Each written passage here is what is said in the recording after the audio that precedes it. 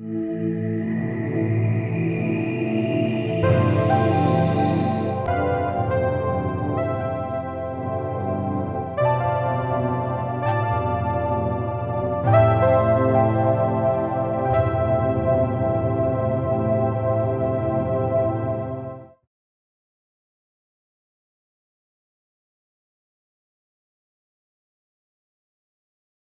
friends, welcome back to the course on spectroscopic methods of analysis.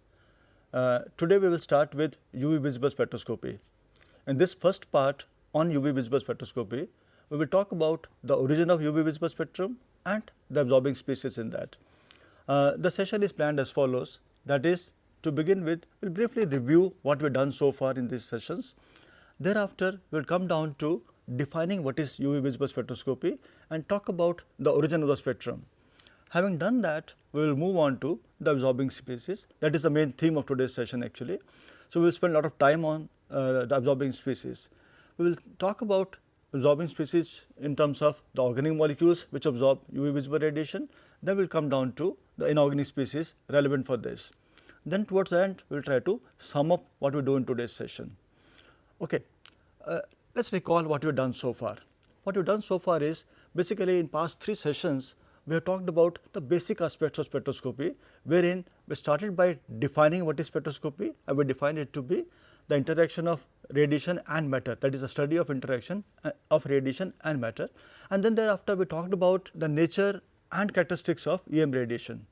Then we moved on to the discussion on the nature of the matter, that is atoms and molecules. Primarily we focused on to the quantum mechanical nature of that. Then we focused attention on to the interaction between the radiation and matter. Having done that, we talked about the spectra which come as a consequence of the interaction of radiation and matter. And then once we had learned about the spectra, we talked about different types of spectra we come across. Then we discussed in detail about different characteristics of a spectrum, that is the position, width and intensity and things like that. That is all what we have done so far. Okay. Now, let us move further and talk about UV visible spectroscopy. That is, this is the first molecular spectroscopic method which we are taking up in this course now. UV visible spectroscopy essentially is one of the earliest spectroscopic methods which is available to us, and that actually is based on molecular absorption, because this is a molecular spectroscopic method there. And this finds wide variety of applications in terms of the quantitative and qualitative determination of the analyte. That is, analyte essentially is anything which we want to determine there. So, the quantitative part of it, that is how much of the analyte is there, and qualitative part of it, that is what is the analyte over there. So, all this is taken care of by UV visible spectroscopy in a very wide range of applications there. UV visible spectroscopy also finds a lot of applications in terms of study of interaction of the 2 different kinds of molecules, 2 or more than 2 molecules, how do they interact, that also falls in the domain of UV visible spectroscopy. We will talk in detail about these applications at a later stage. Okay. Now, as regards the origin of this basically the UV visible spectroscopy, as the name suggests, is spectroscopy method which comes as a consequence of interaction of radiation in the UV visible range with matter. It could be, primarily we talk about the molecules over there, and this involves the transition amongst the electronic energy levels of the molecules there. We will talk about that, we talked about it earlier too, because we know that in case of molecules, the electronic, vibrational, rotational energy levels, they all are quantized. So, when the radiation in the UV visible range comes and interacts with molecule, it causes transition amongst the electronic energy levels there. Since it involves transition amongst the electronic energy levels, it is also called as electronic spectroscopy. Okay. So, that is about what is UV visible spectroscopy. Now, let us first talk little about what is this UV visible range, because we talked about in one of the earlier sessions about electromagnetic spectrum. That is a whole spread of all kind of EM radiations there. Now, this picture shows you a blown up version of some portion of that EM spectrum there. If you look carefully over here, for UV visible spectroscopy point of view, essentially this region from about 200 nanometers to about 780 nanometers is the region of interest for us, because that is the one which is relevant to us. And how to remember what is this region? Let us look at this, because this is the visible spectrum there. This is about from 400 nanometers, around 380, 390 nanometers to about 780 nanometers. So, this is my WIBGYOR. Now, the region beyond this red is called as infrared, and the region below this violet part is called as ultraviolet. So, that is how they are placed. So, UV, visible and IR is there. And further, in case of UV also we see that is the near UV, that means immediately prior to this violet part is the near UV, and further down is the vacuum UV or far UV here. And here again in IR also there are two regions there, we will talk about that at a later stage as well, that is the near IR and far IR over there. Okay.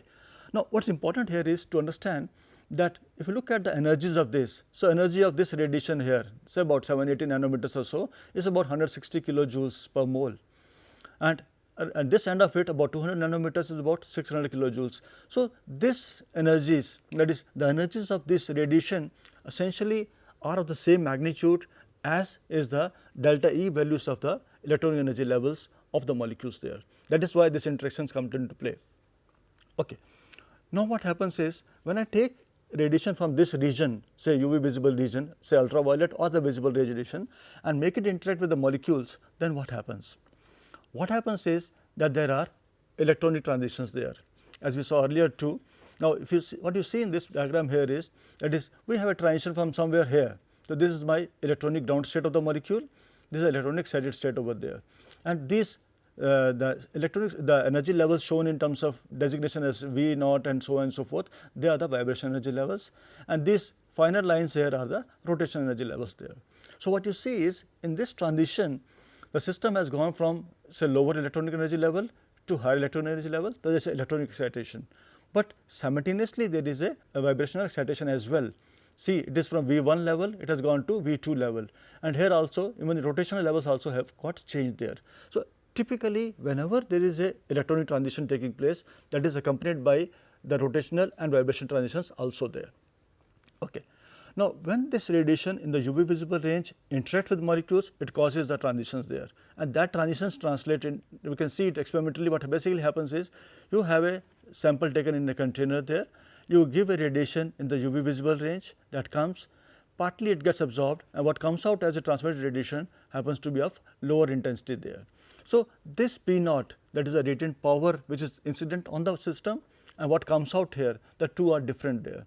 And the relationship between this P naught and P is very, very important for us from the quantitative determination of the analyte. We will talk in lot of detail about this in the next session. Okay. Let us go further. Let us go further and see that when this radiation in the UV visible range interacts with the molecules, it causes electron transitions, and so that interaction results into a spectrum which looks something like this. This is a typical representative spectrum over here, and what you see is that any spectrum, because in the last session we talked in detail about the characteristics of a spectrum. So, what you see is that in this spectrum, so there are two signals there, two bands over there. This is around say 208 nanometers, this is around 228 nanometers or so. So, there are two bands there, this is more intense one, this is a lesser intense one there. So, these are the locations there. So, these are intensities, this is a narrow band, this is a broad band. So, all this we have discussed earlier, I am not spending any more time on this. Basically, I am sure that you recall from your earlier session that what are the characteristics, the intensity, position and the width. Okay. That is about the spectrum what we get as a consequence of interaction between the radiation and matter. Further, what we see is when we try to do this kind of interaction between UV visible radiation and matter, we find that the nature of spectrum I get depends on the physical state of the analyte. Now, suppose I take my molecular system happens to be say in the vapor phase. If I take the molecular system in the vapor phase, let the radiation come and interact with it, the spectrum I get looks something like this. There is a number of signals over there which are closely spaced over there. But if I take the similar system and take it in the solution phase, the spectrum comes something like this. What happens now?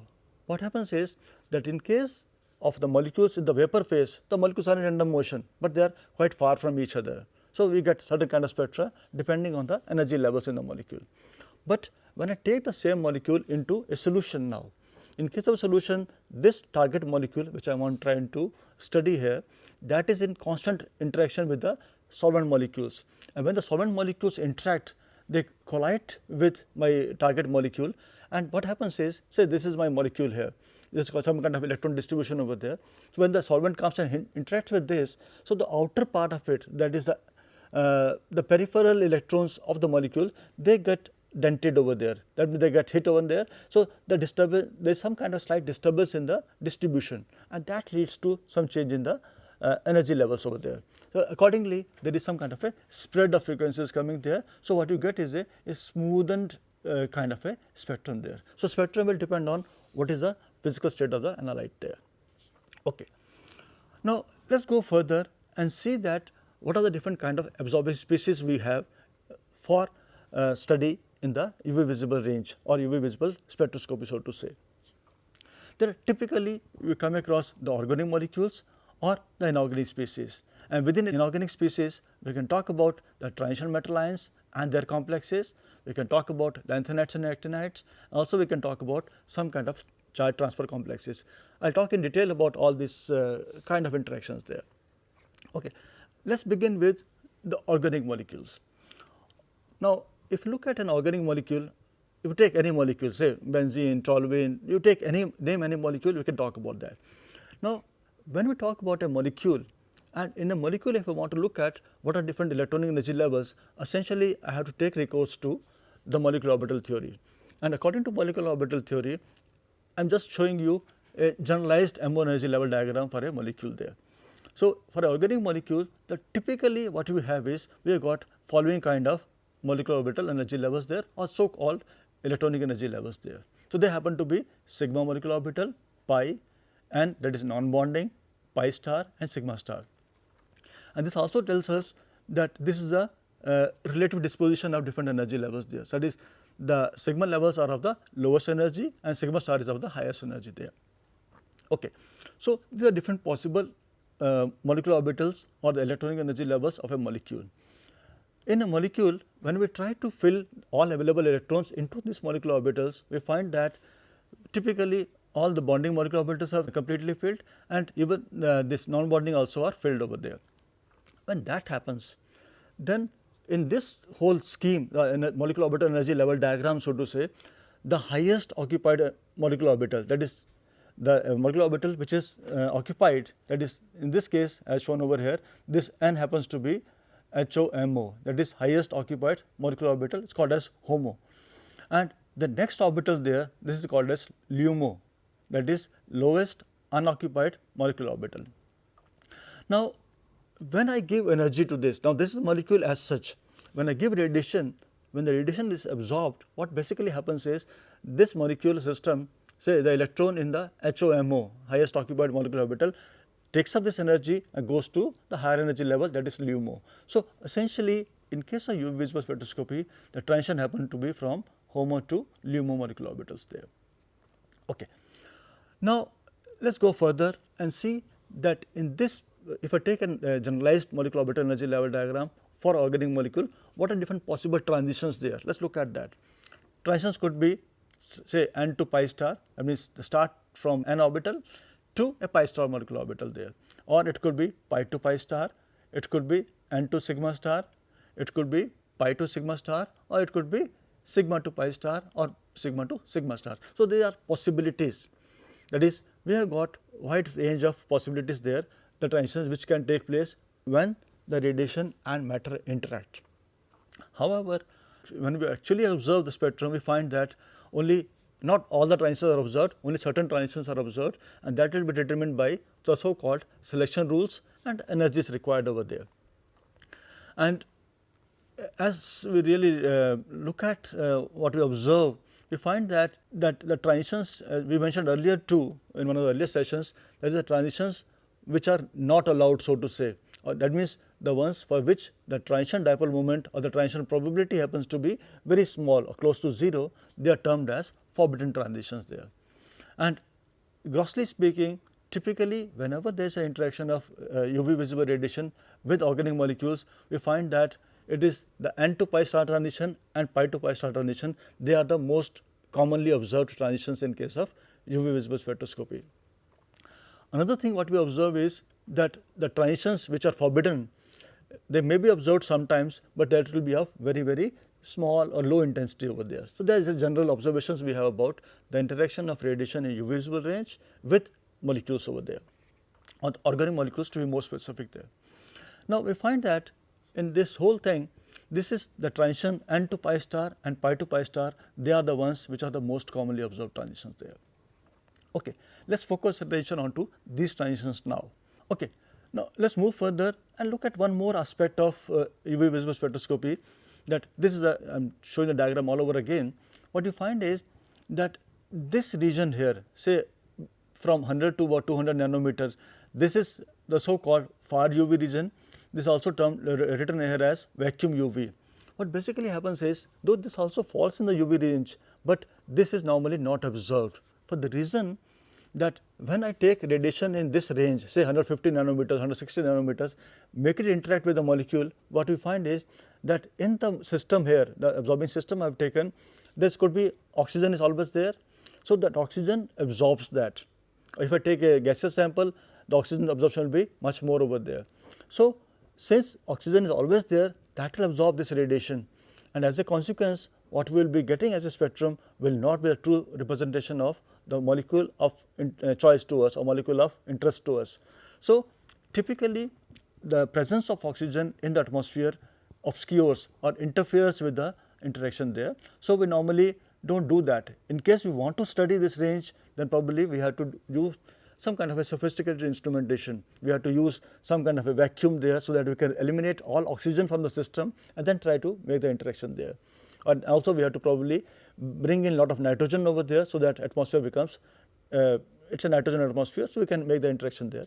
Normally this is not used, because this is not a typical requirement, because general requirements happen to be served by the interaction in the range of from 200 to about 750 nanometers, 770 nanometers there. Let us go further and see that what are these transitions what we come across in case of organic molecules. Let us look at two transitions we mentioned earlier, that is pi to pi star and N to pi star, and see what are the important things in that.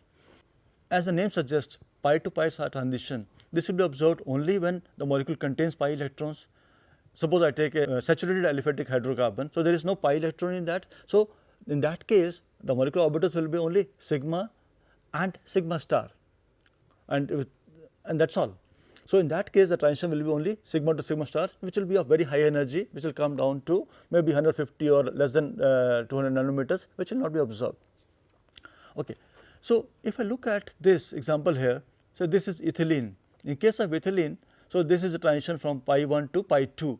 This is observed around 171 nanometers, which again is in the vacuum UV range. We do not observe this in a typical spectrum there. But if I take this molecule and conjugate it with a double bond over there, say I talk about say butadiene, buta 1,3-diene. So, in this case what you find is when there is a conjugation, there is a double bond there, there is a pi to pi star transition. Suppose there are two double bonds in conjugation with each other, that means a conjugation means there is a double bond, there is a single bond, there is a double bond.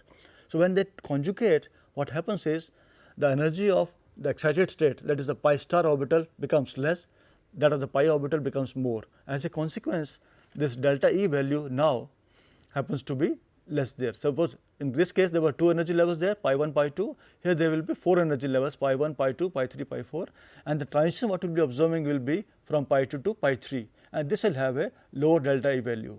If I go to hexatriene, this will be still lesser there. So, as the conjugation increases, we find that the energy difference between the HOMO and LUMO, that is the main energy levels involved in the transition, that goes on decreasing.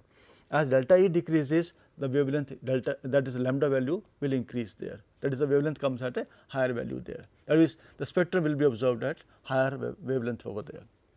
Okay. Let us take a typical example here is that of lycopene. Lycopene is the pigment which is responsible for the red color of the tomatoes there. Now, if we look at the structure of lycopene, we find that there are about 11 double bonds there, which all are conjugated. As a consequence, lycopene absorbs radiation beyond 400 nanometers, that is why this is red in color. So, that is what I am trying to convey here is that is a conjugation plays an important role in making this transition come into the visible range, because we will see that for ethylene it was just less than 200 nanometers, butadiene 217. If you go on further, so you go on adding more and more double bonds, we find that lambda max shifts to from UV to visible range, and what you see is the color in this case there.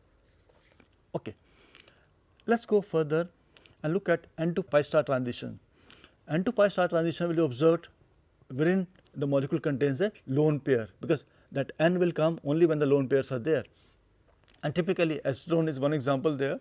So, what you see is the energy level diagram in this case. This is a similar one which I showed you earlier. So, here there are two possible transitions there. One is say N to pi star, one is pi to pi star. Pi to pi star will be there because there is a conjugation in that case. There is a double bond in case of acetone. And this N to pi star is there because of the lone pairs on the oxygen atom, they are getting excited to the pi star molecular orbital there. So, what you see from this diagram here is that is a delta E value of N to pi star transition happens to be less than that of the pi to pi star. As a consequence, this N to pi star transition will be observed at a higher wavelength there. So, typically what we see is that if I have a molecule there, a saturated molecule, but if I bring in some kind of a heteroatom like nitrogen, sulfur or halogens, wherein there can be non-bonding electrons, then we find that lambda max shifts to higher wavelengths there. Okay, that is a typical observation what we have in such kinds of organic molecules there. Okay, let us go further and see that like in case of pi to pi star transition, N to pi star transition also gets shifted to higher wavelength because of conjugation there. So, you look at this is acetone there. For this, there are two transitions there, 274 nanometers and 195 nanometer there. That is typical in case of our acetone molecule there. But what happens is, if I make this carbonyl group of acetone conjugated with a double bond here, we find that the energy level is like this, and the delta E values for this N to pi star and pi to pi star. This is a very schematic kind of a diagram. This is not the actual picture what will be there, but just to make the point clear over here, we find that the delta values decrease. As a consequence, the lambda max increases for both the transitions there. So, we find that is from 274 it becomes 331, from 195 it becomes 203 nanometers there. So, essentially the point I want to bring home is that whenever there is a conjugation, that conjugation will lead to shift in the wavelength to a higher wavelength side. That is about pi to pi star and also N to pi star transitions there. Let us go further and just make a general observation there. Typically pi to pi star transitions have got the transition dipole moment for them is more. So, typically they are intense transitions there. As against that, the N to pi star transitions are weaker ones there. So, this is a spectrum for acetone here. So, this is a pi to pi transition. We see that it is an intense transition there, that is a higher intensity is there, and this N to pi star is a smaller band over there. It is a weak transition there, and that is the general observation what we have in case of organic molecules. Okay. Let us move further. Let us move further, and we find that these two transitions, because whenever we talk about the interaction of organic molecules with the UV visible radiation, these N to pi star and pi to pi star transitions are the most crucial ones there. And we also find that these two transitions, N to pi star and pi to pi star, both of them are sensitive to the nature of the solvent over there. Let us look at that. So, what basically happens is that if I use, suppose I take a given molecule, run the spectrum in a say non-polar solvent there, I get certain spectrum. Now I change the solvent to a polar system there. We find that the spectrum will shift, spectrum will change, and that is because of the nature of solvent there. What basically happens is that suppose I have a given molecule, there are certain energy levels there. Let us say this is my HOMO level there, this is a LUMO level, there is a transition from here to here. Say let us take pi to pi star transition now. Now suppose I bring in a solvent which is polar. This polar solvent or any solvent for the matter interacts differentially with these two energy levels. As a consequence, the energy of these levels gets altered there. So maybe this becomes less, this becomes more, or both of them become less, or whatever. As a consequence, the delta E value between these two transitions, these two energy levels gets changed. As a consequence, the spectrum will be shifted. The position of the band will get shifted over there. Let us look at that. Now, as I mentioned earlier too, that is the effect of solvent will depend on what kind of transition I am talking about. It will be different for N to pi star transition and pi to pi star transition. Let us look at what happens if I change the solvent to for a pi to pi star transition there. Now, pi to pi star transition, essentially this is my level 1, say pi to pi star. This is a transition I am talking about that comes at certain value of delta E. So, that will correspond to some lambda max 1. Okay.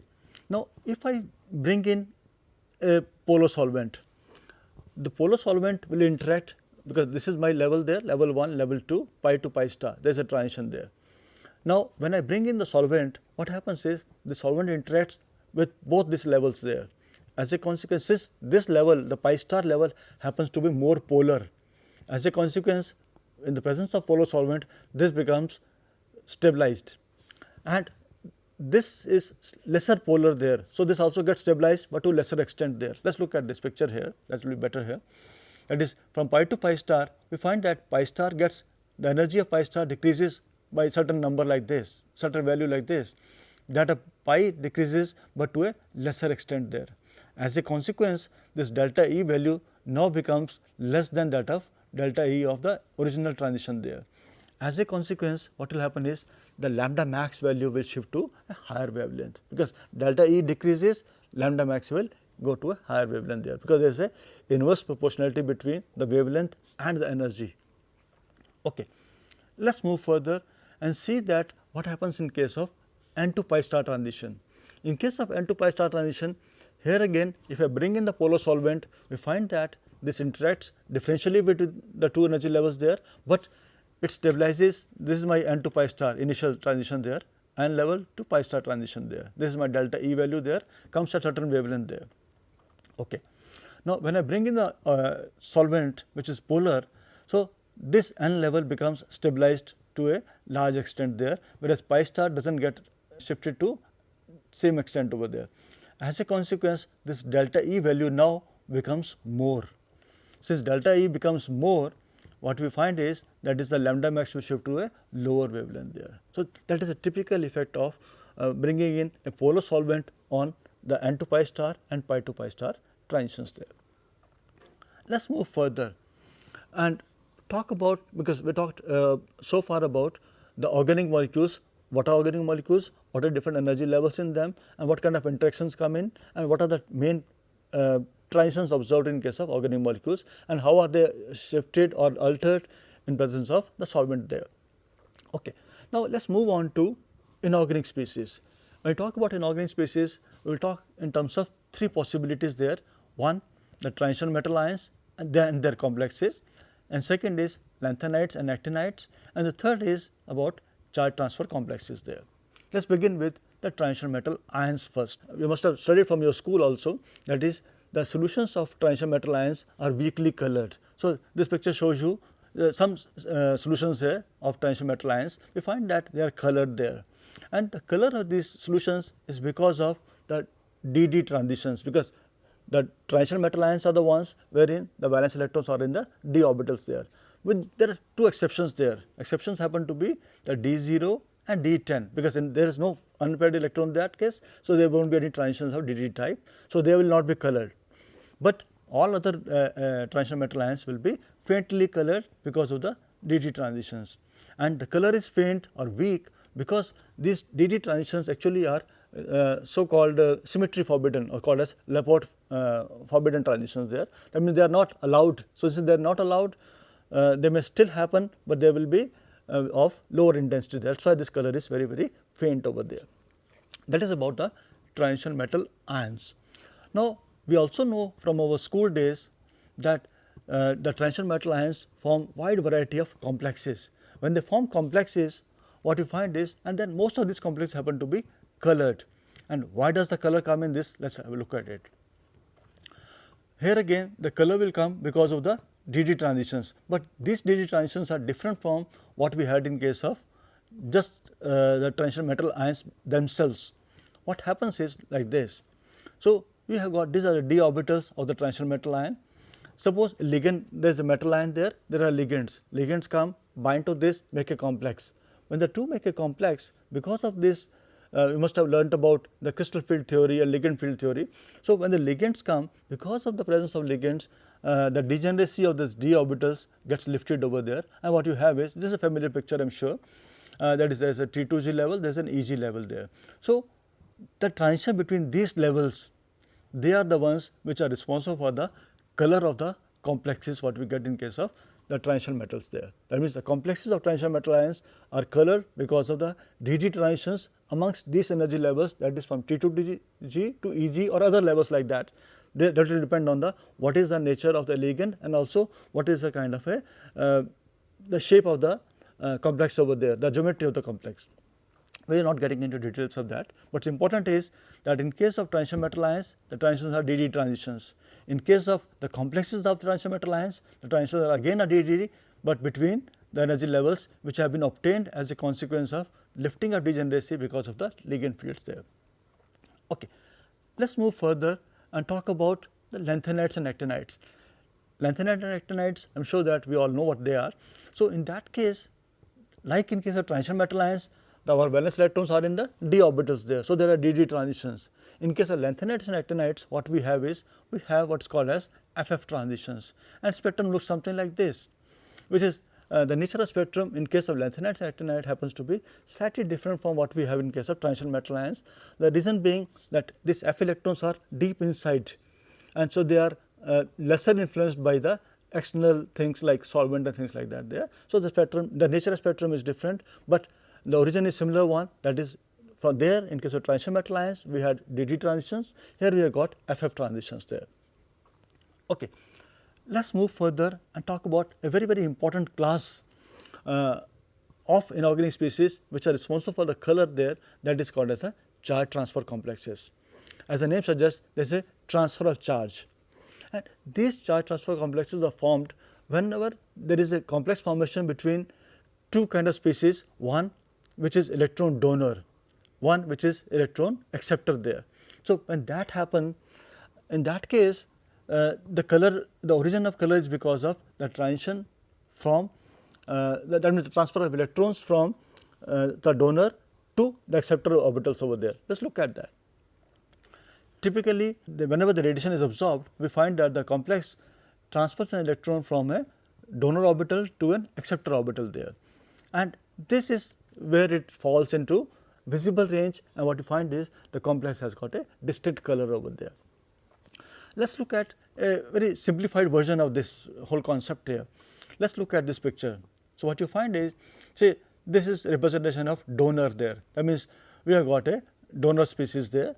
So, this is the HOMO, that is a HOMO of donor, this is a LUMO, that means that is the delta E value, that means, and this happens to be fairly large.